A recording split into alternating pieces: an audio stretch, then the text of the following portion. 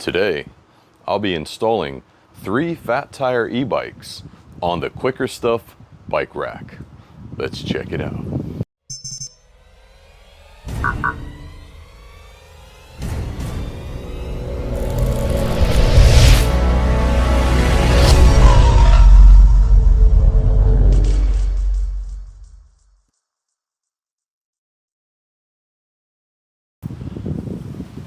Hey, what's up YouTube world? It's Ryan from Riding in Style.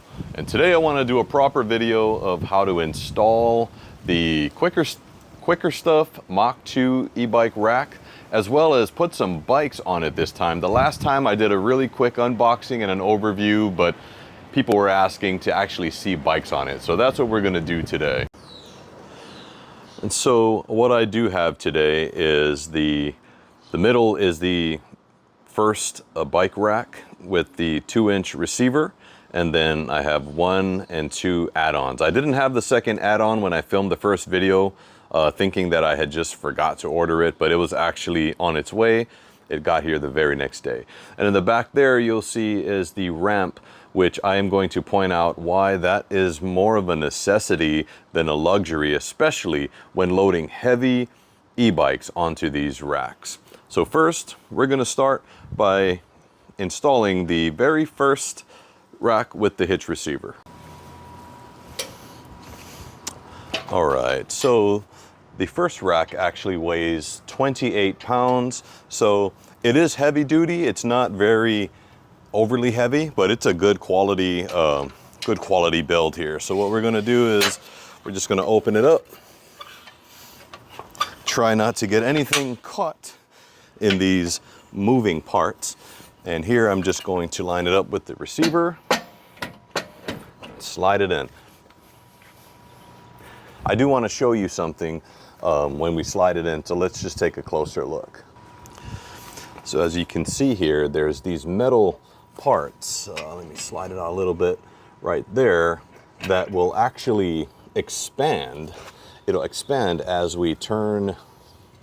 As you can kind of see, it's starting to like make its way out there, and it will cause the required tension in there. And then this is your pin to go into the hole there. So what you do is you'll just pull the pin out and then slide it in, release the pin, and it locks in. Now, this is where we start to turn clockwise. And what's happening is that metal that I showed you is expanding inside of the hitch receiver. And then we'll tighten it clockwise about maybe 3 or 4 revolutions, whatever it is. You'll be able to tell that the tension is, it's really tight as it expands. Maybe 5 or 6 revolutions, but however many you need. And you just kind of test it along the way just to make sure the wobble is being reduced.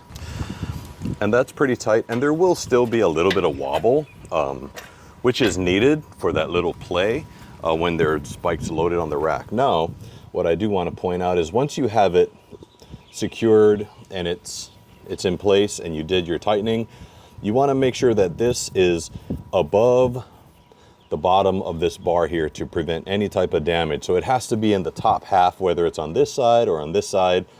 And then this little push button here is actually your lock, and that'll prevent anyone from being able to take this out of your hitch. Locked. And I will go over the key in a little bit. So we have the first tray installed, locked in place in the hitch with the pin, and this is what it should look like. Let's move on to tray number 2. So here we have tray number 2, and it's more of the same. The add-ons are not as heavy because they don't have a hitch receiver attached. They are literally 20 pounds each. Now, as you can see, there's these hooks right there at the top, right here, that will actually line up into the back top part. And what you want to do is actually not slam it, but just press it down and hear it click.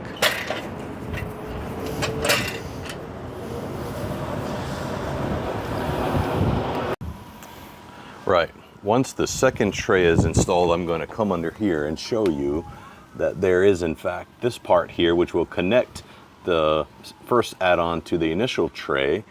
And this is like a little locking thing that actually exists on both sides. So that's the left side, and here's the right side. So we'll actually put those both in, and you can see here the blue lever, another push button. All these push buttons are locks, which will need to be unlocked when you take this off with the key. And the third tray is more of the same. Quickly opens, snaps in place, line it up, locks in. We're going to put the red locks underneath, securing them to the tray in front. And then we're also pushing that push button on this as well to lock them all in place. And this is what it looks like with the 3 trays installed. All right, let me just give you an idea of how far it actually sticks out and you can actually add 1 more tray. You can add up to 4 trays with this rack system. It's completely modular based on your needs. However, once you add that 4th tray, the overall weight per tray that this is able to carry drops very much. I mean, I think the first tray may go down. Right now it can hold, with 1 tray, 120 pounds. With the second tray, both trays can hold 120 pounds.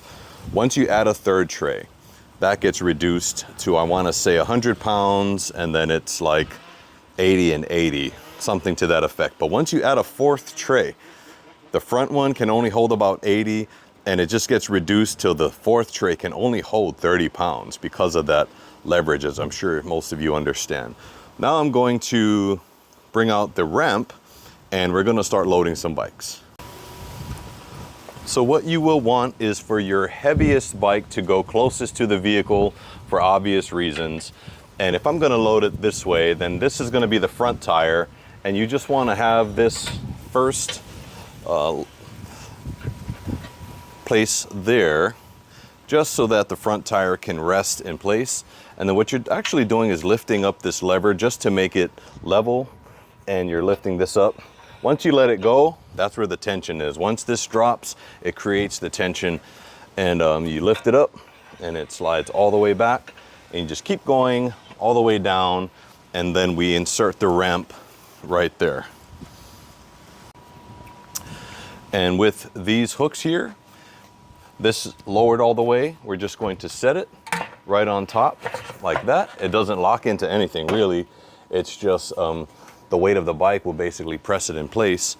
I am doing it a little off because it's at a decline on the driveway, but I got to go with what I have to work with. So next, let's get some bikes on this thing.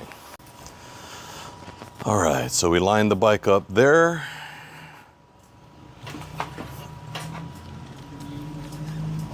And it does get pretty heavy. I'm not gonna lie, these bikes are heavy. So that's why I'm putting this one closest to the car. It is about 110 pounds, give or take. It is the dual motor, dual battery. So this will be my heaviest bike. Now that the bike is loaded, that front camber or that front wheel insert will hold it in place temporarily. I would not suggest leaving it there for extended periods of time. And then we're gonna lift this part up again, making it level, and we're locking in that rear wheel. Just like that.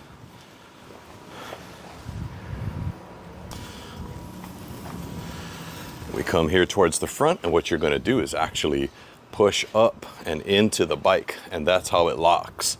There are accessories. You could add like a wheel lock. It's a pin that has a lock at the end that goes through these holes here, basically threads through either of these holes into the frame, through the spokes, actually, through the wheel.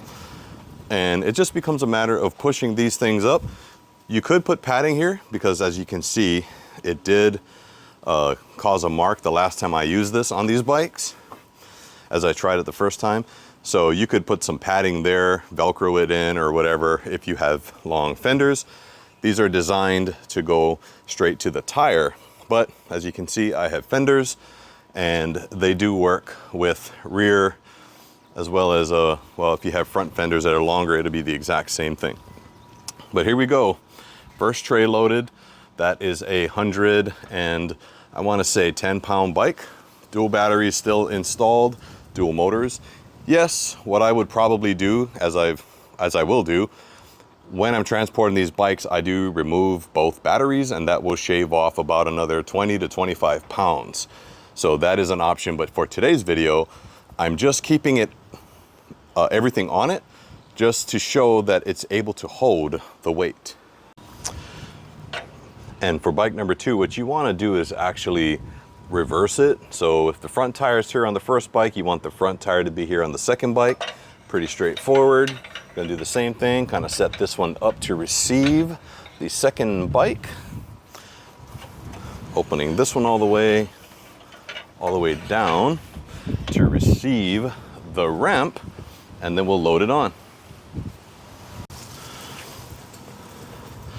This again is a heavier bike as it is a dual motor bike. You want to get these pedals out of the way too. But doing this all solo, it's okay, it's what we do. Lock in that first wheel, that front wheel, into the groove there, and temporarily let the bike stand as we get this ramp out of the way.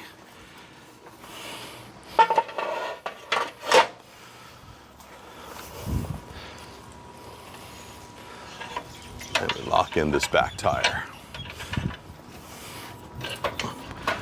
It's locked in. Moving to the front, lock in the front tire.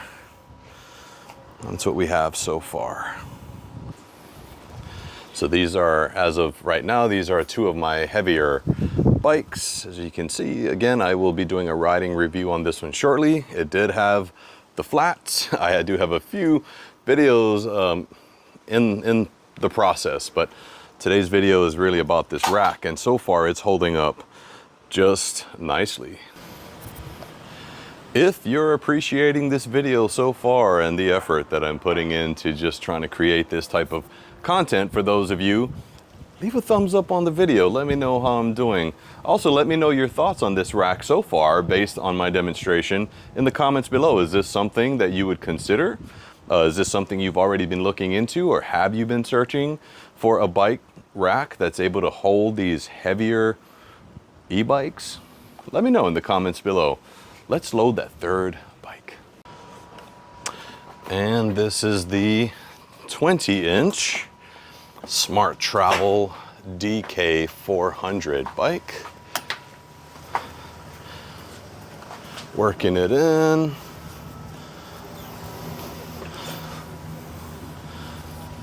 Okay.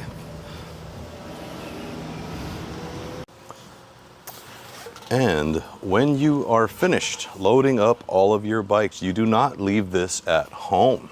You will need it to offload your bikes at your destination, which is why they have made it where it literally locks to the back of your last add-on with the exact same mechanisms here, those 2 red knobs that lock, and you guessed it, a locking pin on that side, so everything is nice and secure. I'm gonna take this bike rack for a short drive. There's actually a hump that I can go over to show you what it looks like while driving, as well as going over some bumps.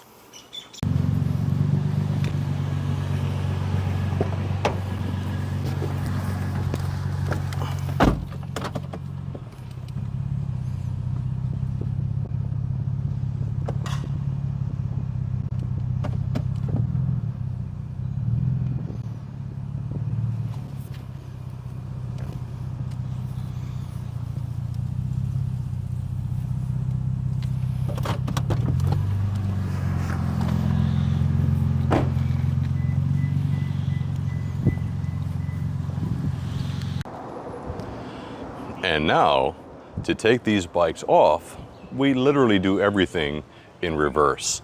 So I got a total of 4 or 5 of these keys. See, what happens is when you order the original rack, which is the one bike rack with the hitch receiver, you will get 2 of these. And with each additional add-on, you'll get another key.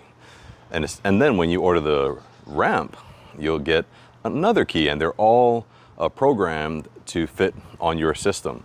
So if you're going to order something in the future, you just have to let them know, I guess, your order number, and they will in fact send you a key that goes with your existing rack, so that you just need 1 key for everything. Now, I do want to say, as you can tell, when I loaded these bikes, I didn't use any tie downs, I didn't use any bungee cords or straps or anything like that. It was literally just these things here. And so far it's pretty good. So yes, as I was saying, you know, this is really the tension that's put onto your bike tires from here is really what keeps it locked in place. The engineering behind this is genius. I can't try to tell you how exactly it's done, besides saying that there's the tension caused here, and once you lift this up, then you'll actually have to push these in while lifting that up to release the tension. I'll show you what I mean. So the first thing we want to do with our key is to unlock. We unlock the ramp, and then we take off those red pins, and the ramp is ready to be used. Now, what I was explaining, as you can probably see it here a little bit better, is you have to push in so you can lift the tension off of this red knob, and then it's in fact ready to be lowered. I'm not going to lower it all right away because I want to make sure I'm ready with the ramp. All right, so I actually took the other bike off without recording, but it's okay. I'm sure you don't need me to show you how to roll a bike down the ramp, but I do want to show you how to fold this up. When it's done, it goes flat there, making it level, goes flat there. Rinse and repeat all the different times, and you're done. So this is that last tray, and to fold it back up, little blue tab in there, we're just going to press it, and the bike literally like folds back up. I do need 2 hands. Push that blue tab there, folds. Push the blue tab there, folds, and you're done. Put it back. And one feature that I forgot to show, a very important feature. It's actually 2 features built into one while I had all the bikes loaded, is that this red tab here, if you have all the bikes on here and you need to get into your the back of your SUV, and you need to get back here, on each rack there is a red tab that connects to the rack in front. So from the very last rack you could pull it, or from one rack you can actually pull this tab here, and the rack can go down like this, fully loaded with bikes. I've tried it once before. I just didn't capture it today, and it's pretty impressive when you see that full load of bikes actually able to bend down like this. And then the other option, you bring it back up, it locks in. If it's all empty and you just want to keep the rack on your car, as you know it's locked because of this pin that we locked earlier, you literally pull the same tab out, and all racks will basically stand straight up, creating a little wall of racks. Well, all right, guys, I just try to keep it as simple and easy and short as possible, just to show you the different components of this QuikRStuff rack. If this is something that you've been looking for, yeah, there are other racks out there that maybe don't cost as much. I've seen several online for people that have maybe 1 or 2 bikes. Yeah, there are other great racks that might be able to hold your 80 or 90 pound e-bike. This, however, is a rack that can hold, you know, up to 120 pounds and no problem, up to 2 bikes, or at least up to 80 pounds for 3 bikes. My issue is that I needed a 3 bike rack, so all of those other heavy duty, like 2 bike racks wouldn't work for me. And this is modular, and it folds up. As you saw earlier, it folds up right in my garage. It doesn't take up a lot of space. It's made in America, and it's worth it. It's good quality. It is an investment, but guess what? So is your bikes. And so when it came to comparing other racks, you know, I did my due diligence. I did my shopping around. I didn't just see this and decide to buy it. There is another company called One Up Bike Racks that the engineers who designed this rack used to work for, but they had some type of falling out or whatever. I don't know the whole backstory, but now they took their innovations to this company, QuikRStuff, and created the Mach 2 with all the improvements that wasn't on the One Up bike racks, essentially. So anyway, I hope you enjoyed this short video. If this is a rack you're interested in, there is the link down below to the website. There is a coupon code. I think it's like $25 or $50 off, but every little bit helps. Thank you all for watching this short video. This is Ryan from Riding in Style. Yeah.